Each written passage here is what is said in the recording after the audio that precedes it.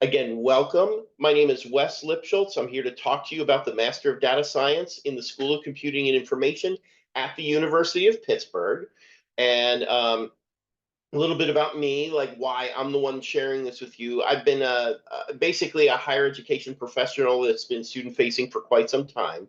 My current role in the School of Computing and Information at the University of Pittsburgh is the Senior Director of Student and Academic Affairs for the school. And so anything student facing at the grad and undergrad level is my purview. For this Master of Data Science, the program that you're here to hear more about, I'm basically the student success lead. So all the stuff that students deal with outside of the classroom, that's also my purview. So that's why I'm hopefully qualified to share this program with you. I'm very excited to do so. And my background, I've been in higher education for 29 years. I've dealt with advising, recruitment, student success, experiential learning, admissions, and other areas across student affairs and academic affairs. My grad background is in social psychology and instructional systems, so a lot to do with people, how they influence each other, learning theories, those kinds of things. I'm also a dad and a partner to my wife, Christine, and a human father to our dog, Rosie, featured here. I'm very much into music. I play piano, harmonica, and ukulele. I love hiking, convertiblings, because I have a convertible, and bicycling. And with that in mind, I just shared a little bit about myself. But we also want to learn a little bit about you so that you can understand like who the potential cohorts would be. So you'll see right here, poll and quiz popped up. We're going to give you a minute or two to answer this. And we just want to know, when was the last time you were in a classroom? It could have been very recently. It could have been a decade or more ago, or anything in between. So we're going to give you a few moments to answer that, and then we'll post the results here so you can see what good company you're in. And again, all of it is fine. We just want to get a sense of our cohort. And for what it's worth, some of the students that have already started our MDS program, some of them are fresh out of undergrad and they're ready to do a master's, like let's say while they're working during their first job. Others are people that are looking to get back into the workforce after a hiatus. Other people are ones that are like career changer, all those kinds of things. So as you'll see, we've got people across the gamut. The results are in. The news is here. So we've got some that are fresh out of undergrad and some that have been out of school for over a decade and everything in between. That's totally fine. Again, the way this program is designed, we should be able to accommodate all of you, whether this is your first time in a long time or you're sort of hot off the presses of another degree, so to speak. But wait, there's more. We have another question for you. What are you hoping to learn here today? So I'm here to tell you that we're going to talk about the online Master of Data Science at Pitt, but what do you want to know about it? Why are you attending this session? All right, so you do need to pick your top choice, recognizing that you might have more than one reason for being here, but what's the one that best represents what you're about and what you want to learn from today and why you're here? And hopefully we'll cover all of these things. We just want to make sure that we sort of understand where you're coming from. And again, we should be able to cover most of the standard questions and bits of information that people would like to know about the program. But if, for example, in here, I have a different question to ask, should that be the one? Because none of these others fit what you're interested in. There will be time at the end for you to ask questions, and we'll hopefully be able to address them towards the end of this session. So basically, any of these things are all right. And these are the options that we've given you here are ones that are typically things that our students have asked about in the past. So, okay. So it looks like the number one thing is, all right, what are the career options and opportunities for people who get the MDS? Also, as a career field, why is this of interest? How about time commitment, tuition cost? And then application and admission requirements, and then a different question. So we'll definitely cover all of these things, and we'll leave some time for folks who may have different questions as well. And specifically, here's the way in which we'll cover it. We're going to start with what data science is and what is in our Master of Data Science program. Time to completion and price. How long is it going to take you? How much is it going to cost? How about admissions? We have, I think, a very excellent barrierless, I would say, admissions process. and then steps to enroll in the program, which also it's a fairly easy thing to do. And then again, Q&A at the end so that we can address anything that we might not have covered or elaborate on something we did in a little bit greater depth. Okay, with that in mind, what about this? What about this program, the Master of Data Science at Pitt? Like, why Pitt and why this program? Well, first of all, if you choose Pitt, we are a highly ranked R1 research institution, right? So we're a well-known, large, major research university with alums throughout the world. And there's a certain level of quality that comes with this degree, with this reputation of the university, and it's an accredited program. It is a fully accredited Pitt master's program. It doesn't say online or anything like that. It is a Pitt Master of Data Science. And then you would be part of that community and have that brand behind your name if you get this degree. In terms of the MDS, why would you want a Master of Data Science? Well, my goodness, across all sorts of sectors, from healthcare to business to industry to nonprofits, in whatever context, there's a lot of data that employers gather and need to make sense of and strategically plan with. So with a Master of Data Science, you're taught how to make sense of that data, understand it, use it, represent it to people so that your employer would be able to use data to drive innovation. So it's an incredibly valuable skill set to develop and an area in which to work. And honestly, on average, folks who have a master's degree earn 200% more than high school graduates and about 25% more than undergrad college graduates. And more, to put a finer point on it, data scientists, which is one of the areas that you could go into if you have the MDS degree, data scientists' median annual salary as of May of 2022 was six figures, just over 100,000. And overall, if you look at that over a lifetime, that can change your trajectory a bit too if you get this degree. And that master's holders average lifetime earnings of about 3.2 million. So it's really sort of giving you a professional skill set that pays well, that has lots of lucrative opportunities. This is a really good start and a really good choice were you to choose the MDS at Pitt. And back to the question where a lot of you said, what is this as a career? What's the career trajectory? Here are some sample jobs. So data scientist, data analyst, data coordinator, data engineer, and all of these work throughout many kinds and styles and types of employers, right? You've got business, healthcare, supply chain, market research, sales, recruiting, finance, data governance, compliance, and more. Startups, large, storied employers that have been around forever. All of these folks need data. They need to make sense of data. They need to know how to ask it, know how to analyze it, know how to understand what they've gathered, and then strategically plan around it. And so, things behind the mathematical foundations of data gathering, the kinds of programming you need to do to be able to gather data, how to analyze it, how to represent data to others. All of these things are the realm, the ecosystem of the MDS degree that you would be part of should you choose to do this. And so basically, from an academic standpoint, it's great professional preparation. The content of what you will learn is very useful to anyone that would want to use data and leverage data for planning in any kind of an employment environment. However, one of the other things is that, in particular, the way in which we are delivering this to you is also to your advantage, right? This is specifically designed as a degree for adult learners and working professionals who want to upskill and reskill. And again, something that's unique, it's not unprecedented, but it's unique the way we do it is there's no STEM background required. All backgrounds are welcome for this degree, whether you have some background in data or statistics or computing, or you were an English major, or like me, I like a psychology major. Any of these things, any of these backgrounds are it.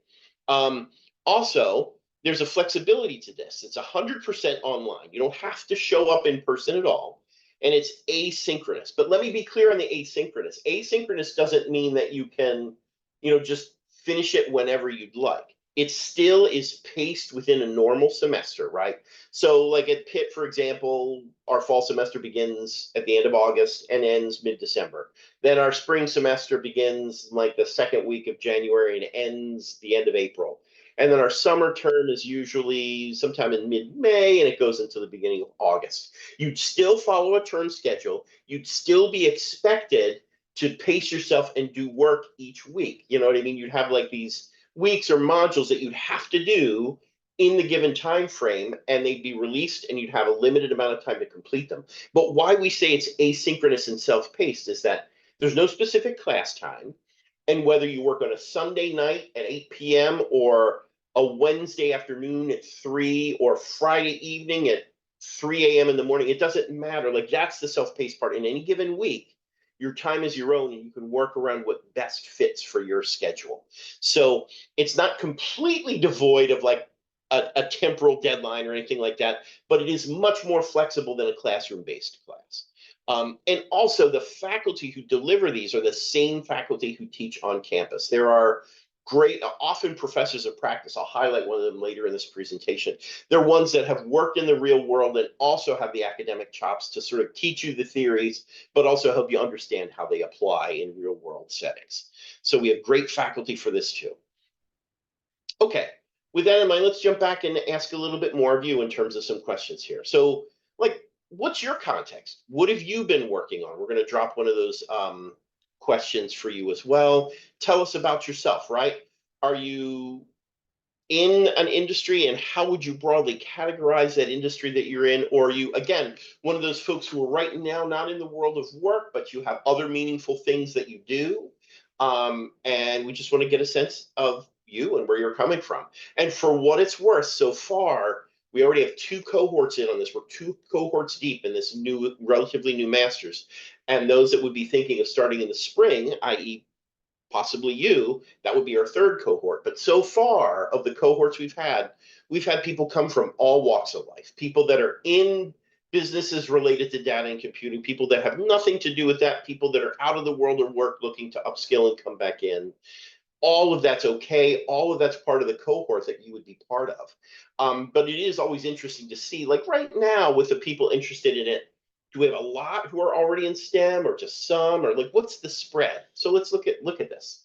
So again, today, for the people that are here, that it looks like well over 100 of you who are here, got a lot of people who already have a STEM background, but some who have none, who might be like human services or business, and some who are outside of the world of work, who are parenting, caretaking, or meeting other responsibilities. And then there might be others who are doing volunteer work, or, for example, might currently be finishing up an undergrad degree or another grad program or something like that. Okay. And then one last question. Why are you planning to pursue this degree? What is it about this that attracts you? You know, is it upskilling? Is it something that's an intellectual curiosity? Do you feel like, well, right now I have an employer who will pay my way through it? Like, what are your reasons? And again, there might be multiple reasons here, but what is the predominant reason that you would be considering this degree from the choices here? And if none of the choices we have are satisfactory, you can put other as well. But we're just curious to see what's motivating you. What do you want to do with this degree? Why is it of interest to you? And again, we have quite a bit of variability for this. We often have people who are looking to upskill, raise their salary. They know their employer will pay for it, and some just find it really intellectually interesting. It's funny, I was talking to one of our recruitment personnel the other day, and she and I both agreed that what our faculty study and the things that we learn, it's just interesting. No matter what field you go into, this stuff is cool. It's useful. So anyway, okay, so here's the results. The results are in. Many of you, like right now, winning the day is increasing my earning potential. Yes, back to what I said before about master's degrees helping your earning potential. Also, some are looking to change industries. Some are looking for a promotion. Some say their employer will support. Sadly, not too many of you are saying your employer will support it, but for those that are, you're lucky. That's great. Also, exploring a personal interest. That's wonderful. And then other. And again, if you have other and that you've answered to some of these questions, you'll be able to ask some questions towards the end about this as well. Okay, so let's talk more details about the actual degree itself. The degree is really, all that separates you from the degree is 10 classes. Each one has 3 credits. They're credit-bearing classes, a total of 30 credits. That includes a capstone, which essentially is like a 3-credit experience where you work on a project or some other thing where you're synthesizing all the things that you've learned in the other 9 classes. But really 10 classes, that's it. No STEM background is required. No undergrad STEM degree is required. Now, you do need an undergrad degree. You need to have graduated with a 4-year accredited bachelor's degree. We'll get into that a little bit later. But it doesn't need to be in STEM, science, technology, engineering, or math. It doesn't need to be in any of those areas. The time to complete this is 20 to 36 months. So again, technically at some point, we're still releasing our classes since this is new. You might be allowed to take a full-time schedule, but honestly, this isn't geared to be a full-time study, right? Most people would take 1 or 2 classes at a time to complete this because most of you would be working or have other home commitments or something like this. So this is meant for a returning adult or somebody who's got other responsibilities and would work through this part-time. And so the time frame would be 20 to 36 months, depending on how many classes that you take at a time. But please know that regardless of your ultimate intent to pace through this degree, the first course you take is your entrance course and can only be taken solo, right? So that's the performance-based admissions course is a pathway. So the first class you would take in this program that's required is also your admissions. That's your application, is taking and passing the first class, right? So you need to sign up for that first class and complete it with a B or better, and prove to us that you have your prior undergrad degree and you're in. But what that means is, in terms of the pacing, is you would have to focus on just that entering class first. And to be clear, that is one of the 10. It's not like it's an extra thing. It's just the gateway course. You take it. When you successfully complete it and show us that you've got your degree, you have 9 more left. And that's how that works. So that performance-based class, the performance-based admission class, is your pathway into the MDS. It's the front door, right? So you complete, it's called data-centric computing, and you need to complete it with a minimum grade of a B or better. And then also, to make this easier, so in other words, you don't have to fill out an application, get letters of recommendation, none of that. You just have to engage in the class and show that you're studying it and you're learning it and you understand it, and then you're in. Also, even in terms of your bachelor's degree, we say that you need a 4-year accredited bachelor's from a U.S. institution. Our default is not to have you send in transcripts or anything like that. We have a way where we can verify it through a clearinghouse. And as long as we can do that, you wouldn't even need to provide a transcript. We'd only contact you if we had a problem with that. And specifically, it's not a problem, but one nuance to this: if you're an international student, and we do have some international students who want this degree, that's totally fine. But if you're an international student who did not get your bachelor's from an accredited US 4-year program, you'd need to show us that your degree that you got internationally was equivalent to a 4-year US degree through what's called a NACES approved evaluation service. We can provide that information to you later on, but you'd basically go through a service and you'd have to pay a bit of money. It's usually a couple $100 to have your transcript evaluated and show whether or not it's equal to a 4-year degree in the US. And if it is, you've met that criteria. And that's pretty much what you need to do to gain eligibility to be admitted into the program. So really, the first class that you would take, the pathway, the data-centric computing, is the admission requirement. You're not really admitted to the degree when you take that class, but as long as you pass it and you have your undergrad degree and you prove that, then you're admitted, and the class just carries over and it counts towards the first of the 10 that you need to complete. So again, the flow is basically, of those 10 classes, first one is your admission requirement. Take it, get a B or better, admitted. Then you would take basically 8 more classes. There's some core classes and elective classes that you would choose from. And then your last class would be the capstone class, which would be working on a project that synthesizes all of the learning that you've had up to that point. Okay. And so what are those 10 classes? I mean, we've already talked about the performance-based admissions class. It's the entry, the front door into the program that you need to complete with a B or better to get in. But aside from that, and the capstone, here are the other 8. So there are required core classes: mathematical and statistical foundations for data science. So if you're going to deal in the world of data, you need to understand how to analyze and make sense of that data. That's a little bit of what that's about. Then also, like, even if you know how to like extract data and run queries or whatever, like understanding how to manage data, pull questions out of the data you have sitting there, and then how do you preserve the data? What data do you throw away? What data do you keep? All of that, that's part of what you learn. Also, if many employers are going to use data for strategic planning, you're going to apply predictive modeling.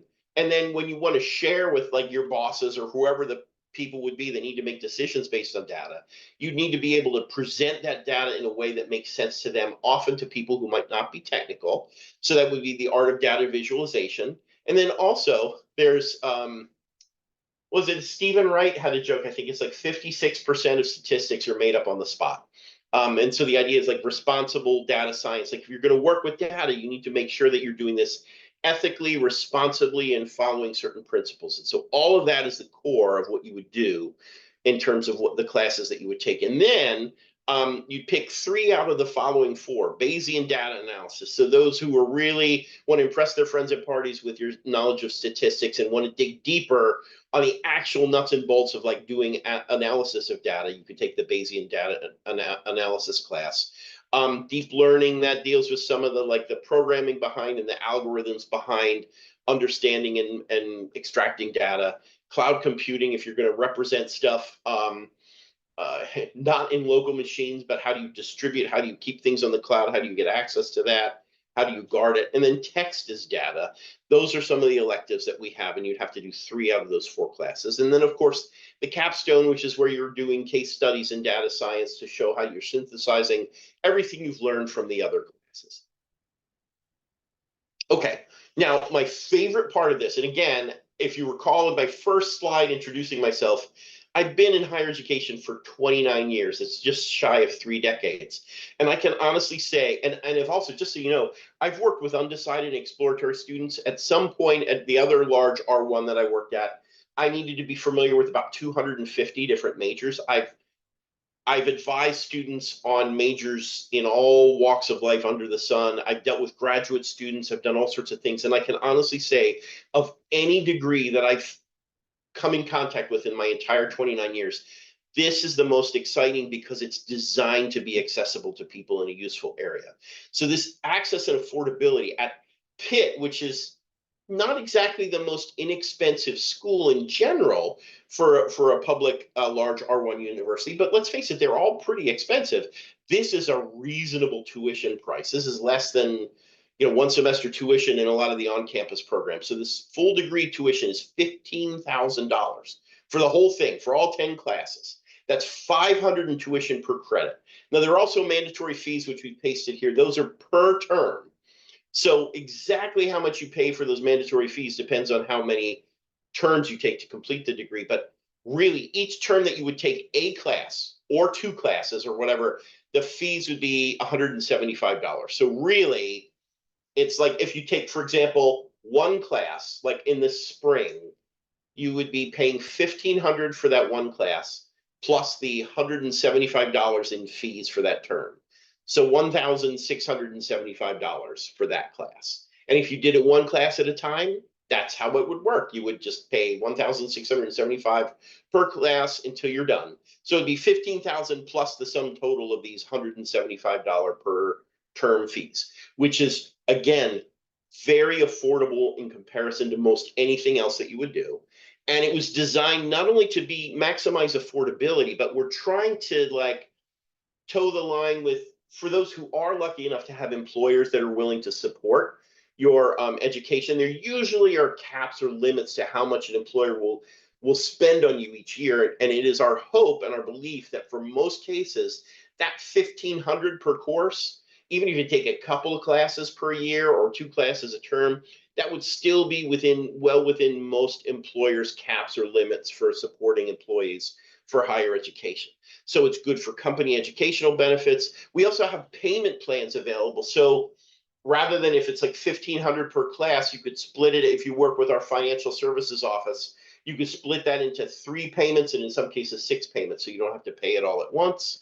And I will say financial aid is available, but that is a very caveated statement. And what I mean by that is it's typically, in this case, federal aid. There's, you know, Pell Grants, student loans, things like that. You'd have to qualify for federal aid, but this program does participate in that. But the other thing is federal aid is only something that you can be eligible for if you're at least half-time. And so in this case, realistically, that would mean in any term in which you would take 2 or more classes, you could be considered for federal aid, and you'd have to, fill out the appropriate paperwork like the FAFSA to do that. Okay. Now, again, I've talked a little bit about the affordability. Yeah, and I've talked a little bit about what the 10 classes are, but let's talk about the people that are going to be teaching you also. The person who's currently, I know this person very well, actually, I work with her on a daily basis. The person who's currently teaching this term, the data-centric computing intro class, her name's Olena Sherbinin. She is the data architect for our school. So she's a practicing professional who also has a graduate degree in information science from our school, and who also has her own, I think, like startup company on the side. So she's taught for many years for our school. She's taught in computer science and information science. She's an experienced instructor, but she's also a practicing professional in the area of data. She's our data architect. That she eats, sleeps, and breathes data every day.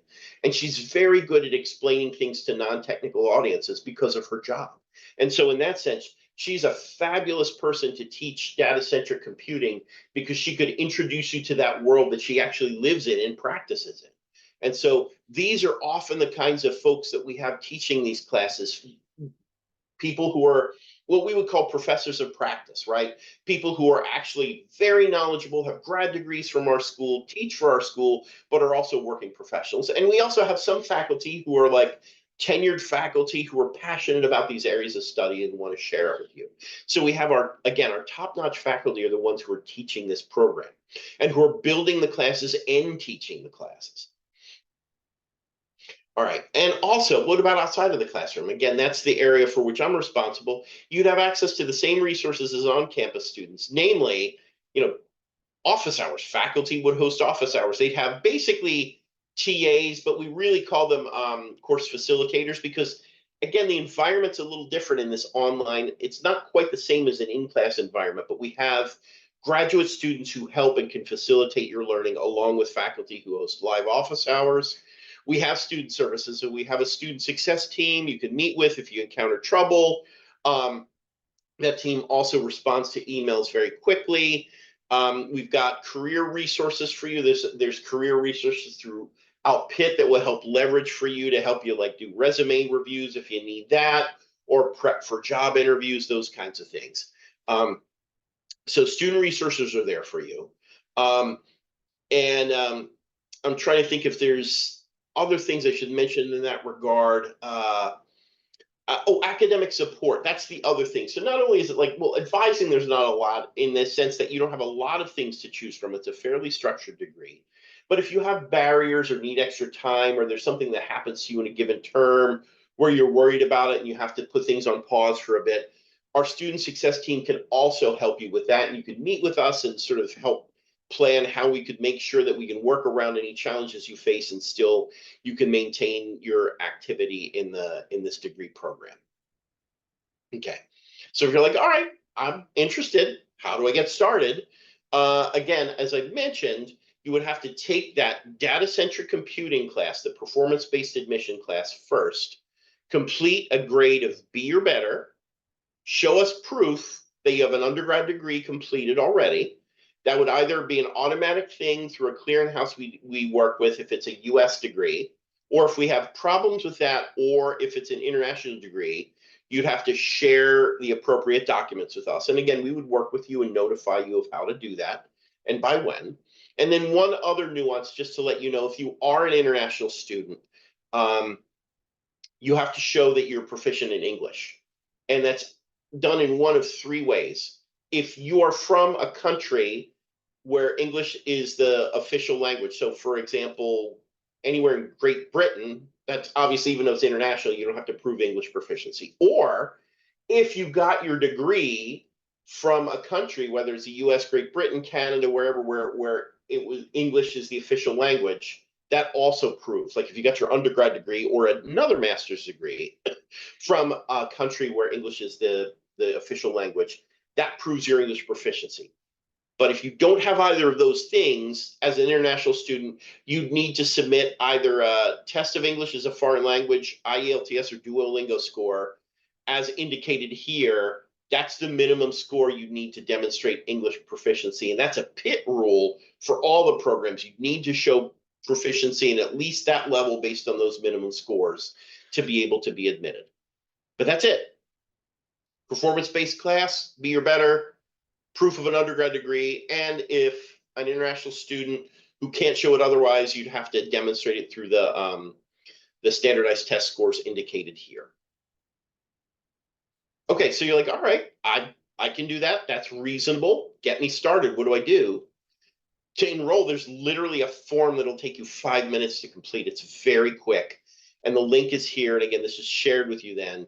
You would click apply, fill out a little bit of information about yourself, like where your prior degrees from, your birth date, your full name, like just some basic fields.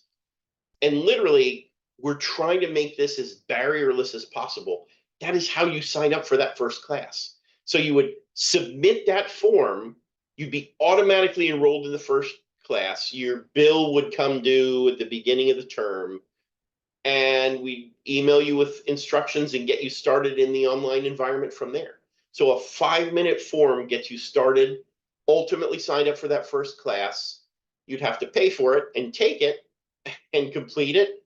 Show us that you have your undergrad degree in English proficiency and you're admitted to the program. There's not a whole lot of extra bureaucratic paperwork or effort or time that you need to spend at all. It's purely saying, I want to do this, and then focusing your energy on studying and completing the class and showing that you've got the interest and then the knowledge by completing the class successfully. That is the way to get into the program, which I think is, again, what makes this one of the most exciting degree programs I've ever been a part of in my higher ed career. And again, to be able to enroll for the spring, you'd have to submit that form by no later than December 22nd. And again, like I said, it takes 5 minutes. It's such a quick form to finish. So as long as you do that by then, you're fine. And then classes would start on January 8th for the spring. And then let's see, the performance-based class, that data-centric computing, that's when you'd start it on January 8th. It's a 15-week semester. You'd start on January 8th and then be done 15 weeks later. And as long as you pass it, then and you show the proof of your degree, then you're in. Okay, so again, a couple takeaways just to walk you through what this means. The admissions requirement literally is the first class of the Be or Better, making sure you have a verified undergrad degree. And then for international students, you need to demonstrate English proficiency. And so again, this is streamlined with minimal barriers. No letters of recommendation, no STEM background required, no SAT exams, GRE exams, or application process at all. It's affordable. The entire thing is $15,000 plus that gentle, I'll call it gentle administrative fee each term of $175. There are payment plans available so that you can distribute the payments for your required tuition bill over the course of several months. If you're taking 2 or more classes in some terms, for those terms, you'd be eligible for federal aid. And if your employer supports employment benefits like tuition benefits, we would participate. And again, specifically, if there are any Pitt employees here, we participate in that program. You would be able to leverage your employment benefits for this program. We have live faculty office hours. There are teaching assistants in the form of what are called course facilitators, other academic support, help with career services, all the student services kinds of things that you would want. And then let's see. Now we're on to the questions. That's the whole thing. And I'm checking the chat here. It looks like there have been a couple of questions that have been coming online here. Let's see. Let me check the question part of this, and we can go from there. All right.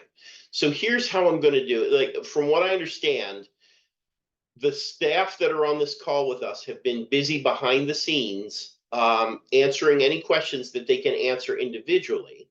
Some have been taken care of and already answered and designated, but for me, there's a list of open questions that it might be better for me to answer live rather than like a one-on-one behind the scenes. So I'm just going to systematically go through each of these questions in the order in which they came in based on the timestamp, and I'll respond to each of them. So the first one that I have in that regard is, will I get access of all the necessary tools and software? I would say it this way. You will need to have your own device, obviously your own laptop or your own desktop or whatever, those kinds of things. But everything else, once you do that, you actually will take the classes through Coursera, the Coursera ecosystem. So you get, as part of that, if you don't have one already, you get a Coursera account. You'd be provided with that, and then everything else would be essentially embedded within that environment. Like when you sign up for classes, every class that you take would be done through the Coursera ecosystem. You'd watch videos, you'd respond to quizzes, you'd interact with timed assignments, you do all of those things there. So the ecosystem in which you would learn is fairly self-contained. You just have to supply your own technology in the form of a desktop or laptop. And for any group work or videos or things that you need to hear, you'd have to have your own speaker device or headphones or whatever you need, your own internet access. But above and beyond that, I think it's all pretty much covered. And most of the time, for articles or things that you need to read, they would be as much as possible embedded into the class or accessible through the university library system. But I can't guarantee that maybe once in a while there might be some supplemental book or material that you might choose to buy to help with your own learning on top of what you get in the ecosystem. But for the most part, everything is self-contained. You just supply the technology that you use to access the Coursera environment. Okay, next question. Second, let me see. It's answered. Okay. Currently work in the social sector.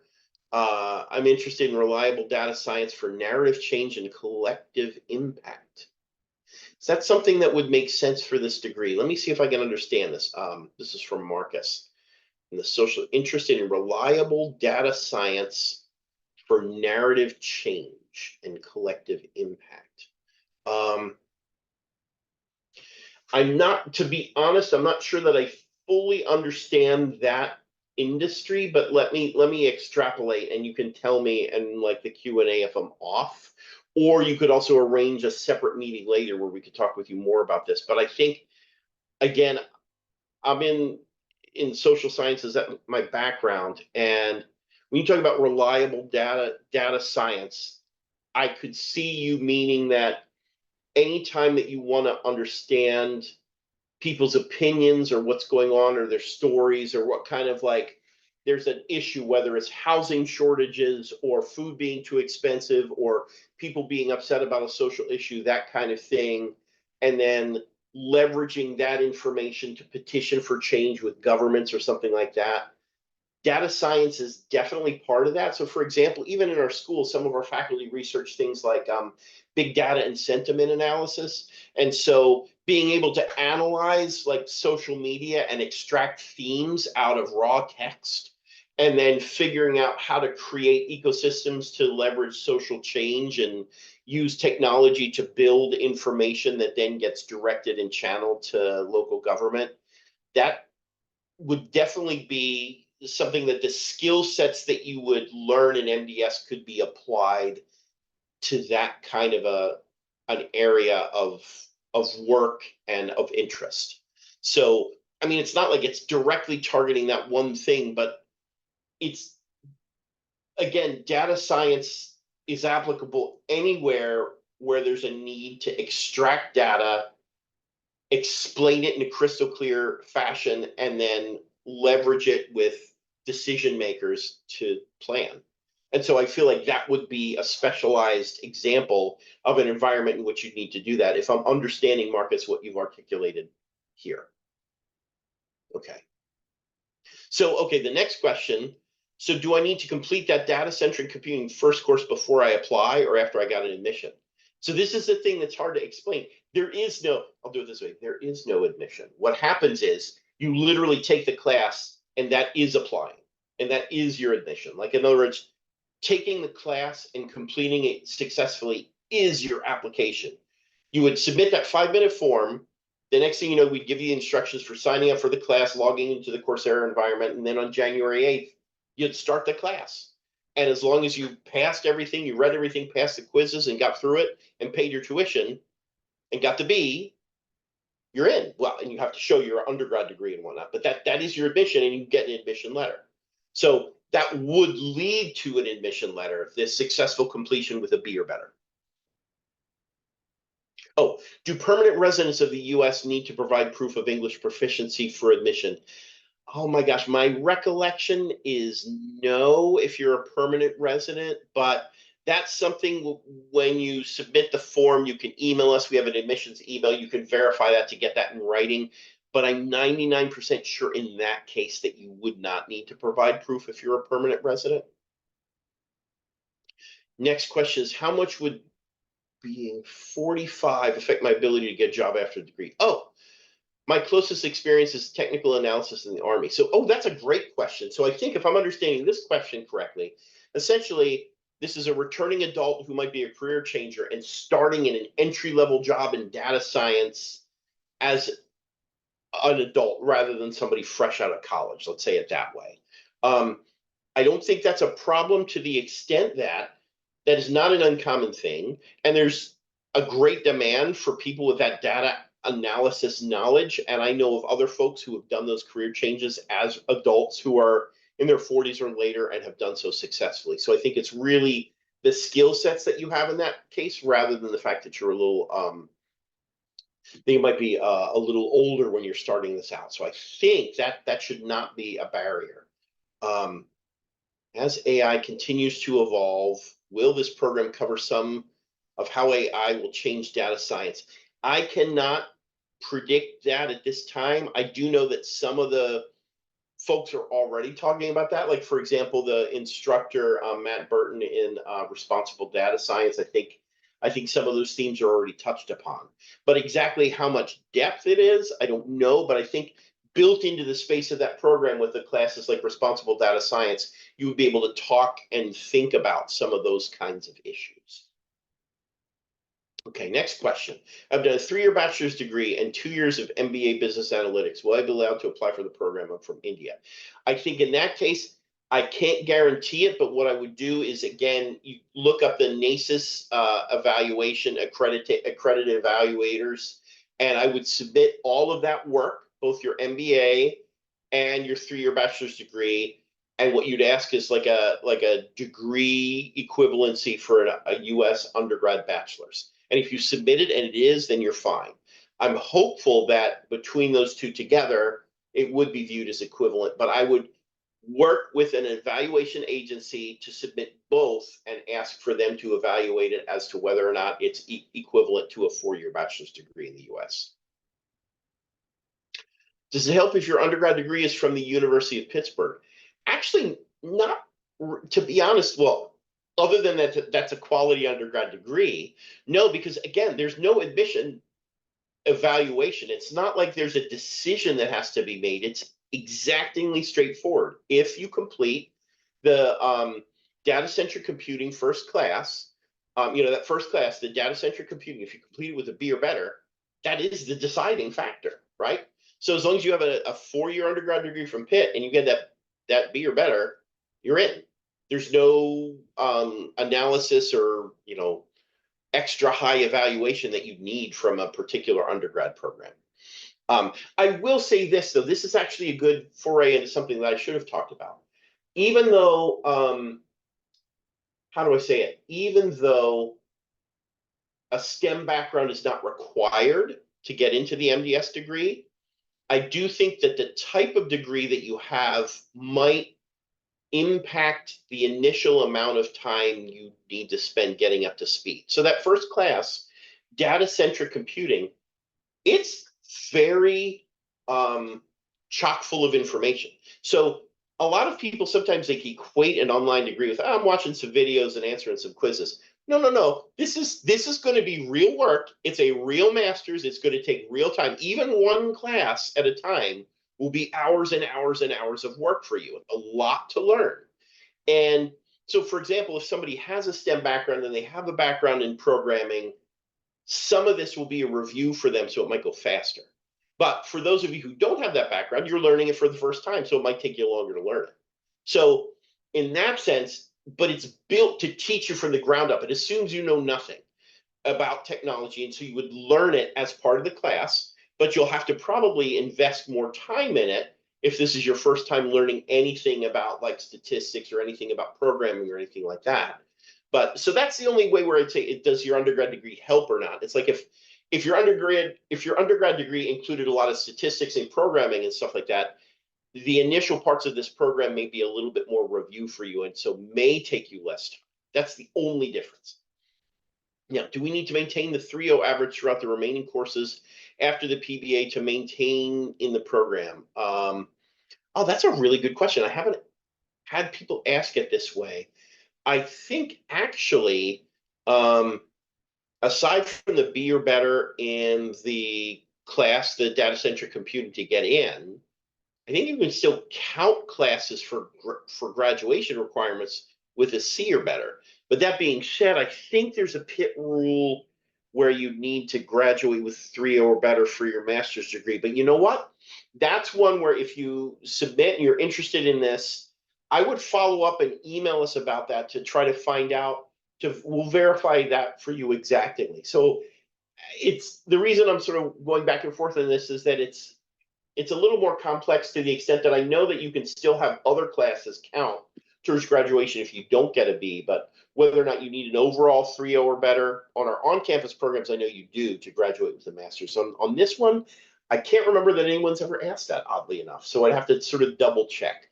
So that's when we're hold that thought. And if you want to email us, if you submit an enrollment where you want to start the program, we can work with you through email to verify that and look up the policies and share that. Okay.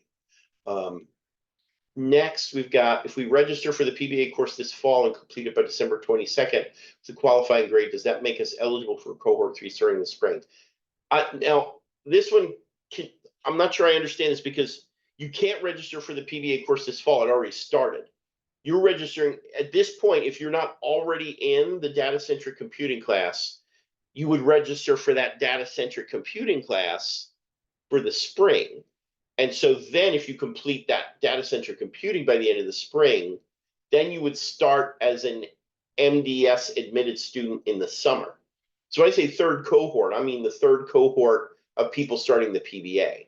We actually, so far, here's where we're at. We had students that took the PBA this past summer. They were admitted, and now they're taking the first round of courses this fall as an MDS student. But we also have people taking the PBA right now in the fall, with the idea that they'll get admitted and start the MDS program, other classes in the spring. But for you, if you're not in one of those categories already, you would be submitting the enrollment form so that you would start the data-centric computing PBA class on January 8th. Then the question, will I need to purchase special software to complete this program? Are there group projects? Yes, there are group projects. Special software, I don't believe so, to the extent that everything, again, like I said, is self-contained. But if you do need to download software, remember that $175 fee I was telling you about? Part of that is like a technology fee, I believe, which means that you have access to free or cheap software that you can download directly through like technology.pitt.edu. Like there's a hosted place where you can get software that you might need. And so typically the answer would be no, you wouldn't need to purchase special software. Or if you did, it would just be a question of downloading it. And most of the stuff is self-contained. And yes, there are group projects in some of these classes. Now, another question. I've applied for an online master's program before, and it was canceled midway. Is there any guarantee for students if things like that happen? I can't take a guarantee, but the number of people in this degree and the size of the partnership. Think of this. This degree was put together by a large Research One university, Pitt, that's, to be honest, one of the most financially stable institutions that I know. And we're partnered with Coursera, which again is a massive expert entity in online education that's about as stable as I know. So, barring us being invaded by aggressive aliens who put us into the Mad Max Dark Ages or whatever like that, I think this is about as stable an opportunity as you're going to have given the players involved with Pitt and Coursera. So, barring any unforeseen disasters, like I don't see how this would be canceled. There, it's already being built. It has an infrastructure to it. This is, I mean, it would be about as likely to be canceled as any on-campus Pitt. Like if they closed Pitt's doors, that would be the only reason I would think that this would happen. And the likelihood of that is virtually zero. So I'd say this is about as good as it gets in terms of a stable thing that you could get involved in for one of these programs. This is not fly by night. It's a real Pitt accredited master's program partnered with a world-class online education entity. What computer and specs would you recommend to have during this program? Honestly, there's not a specific, oh, you should have exactly this, just a modern computer that's, not not really old. I think as long as it's something that can handle internet and internet browsing and watching videos, you should be fine. If you want a finer point on it, after you submit the enrollment request, and let's say during your first term, if you want to email some of the instructors and some of the student success personnel, we can ask around and see, actually, no, I think I have an even better idea for this. One of the things that's part of this ecosystem, if you sign up and you take that first class, data-centric computing, we use a software package called Slack. And that's usually like a discussion forum for current students. And I'd say in that, that's like student to student advice. And we don't have like a formal, you should have a Mac or a PC. There's none of that we would say. But what you could do is during your first term in data-centric computing, you could go into the Slack channels and say, hey, what kind of tech are people working with? Is anything giving you trouble? Anybody recommend a computer that seems to work well? And see what the students say. Next question. Do all 9 courses need to be completed prior to taking the capstone, or can the capstone be taken at the same semester as another course? I do think, in answer to your question, I think the capstone is designed to be the class that you take in your final term, but I think it can be taken at the same time as your other class. So if you have, let's say you're 8 classes deep and all you have left is 1 elective and the capstone, I think you could take them in the same term, for example. Do you have a graduation or just a diploma? Yeah, this is a good question. I can answer this because I coordinate the graduations for our on-campus programs. I can say this, that you definitely get a diploma if you complete it.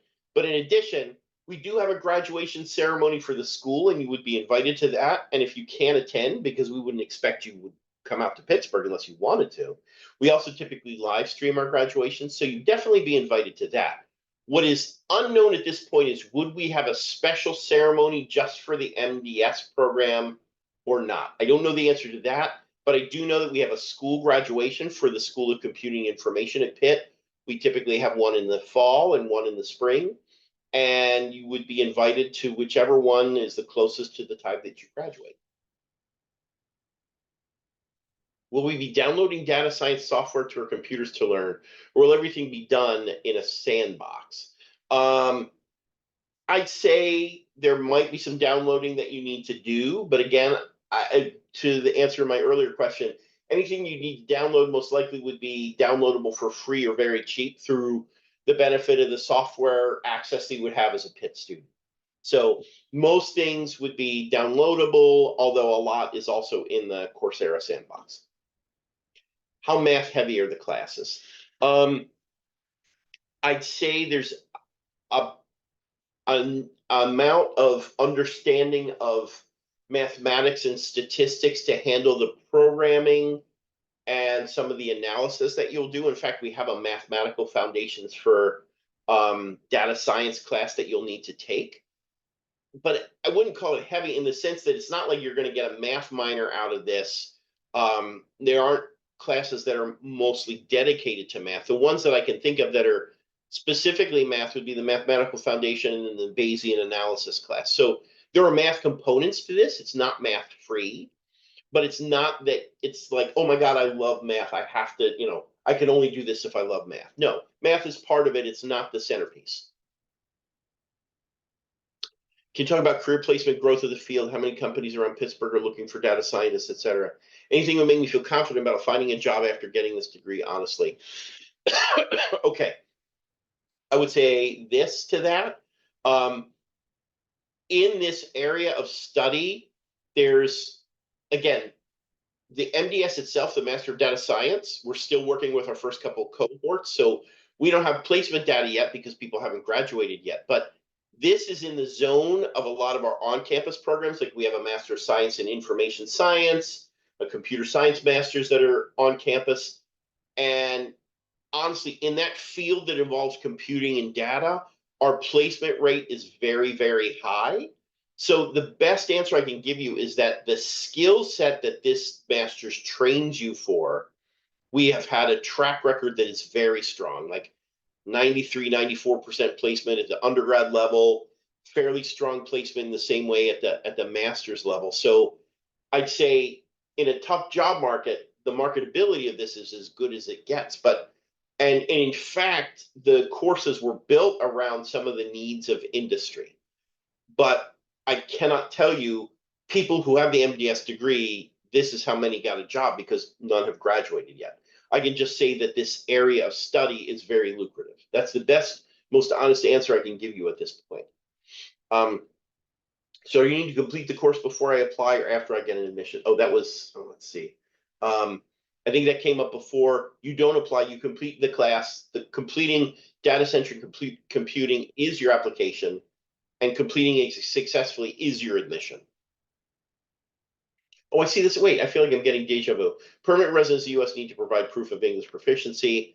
Again, I'm pretty sure the answer is no, but we would notify you of that if you signed up and enrolled in the class. We would work through that with you. Now, last but not, almost last. My company requires a fee statement to be submitted before my classes start in order for reimbursement. Will Coursera or Pitt supply me? I would say it this way. Once you submit that 5-minute enrollment form, probably about a month before classes start, we'll actually physically enroll you in the class. That will trigger a bill that you can access online. And if you want, you can access your invoice statement and then share that with your employer. If for some reason that wouldn't be good enough, you can work with our payments office at Pitt, and they might be able to provide you with some kind of statement for your employer. And in fact, if it is your employer, just so you know, we do authorize something called third-party payment. So if it would be easier, more advantageous from a tax perspective or whatever for your employer to pay your tuition directly themselves, we have a mechanism to do that too. And is tuition subject to change throughout the program? Given that we are, yes, a state-related school, the tuition is subject to change, but I'll say it this way. We've worked very hard to keep this as low as possible. And so our motivation and goals would be to not move the needle on the tuition, but I can't guarantee that it would not go up over time. But to put this in perspective, if you look at Pitt's pattern over the last decade of how it's dealt with its tuition, it tries very hard to raise the increments at a very slow rate, if it raises it at all. And to be honest, this is such a different model that I think every effort will be made to keep this as affordable as possible. And we would only move tuition as an obligation or as a last resort or something like that. So I think that it would be fairly close to the rates that we are now, but I can't guarantee that it'll be exactly the same throughout the time until you complete the program. All I know is that every effort will be made to keep it as close to this original tuition level as possible. Okay. And I think, it's exactly 1 o'clock, and I think I hit everything. I'm going to stop the share for a minute. I'm going to check the text to see if there's anything else I missed. All right. I think we're good. It's 1 o'clock. I thank you so much for everything. Let me just look and see if anything else popped in at the last minute that I missed. Nope, I think it's all good. Thank you so much. I greatly appreciate you all joining us today. I wish you the best. I hope you're interested in our program. And if you are, maybe I'll see you online in the future, maybe as early as January 8th or sooner. Thank you, everyone. Take care. Have a great day.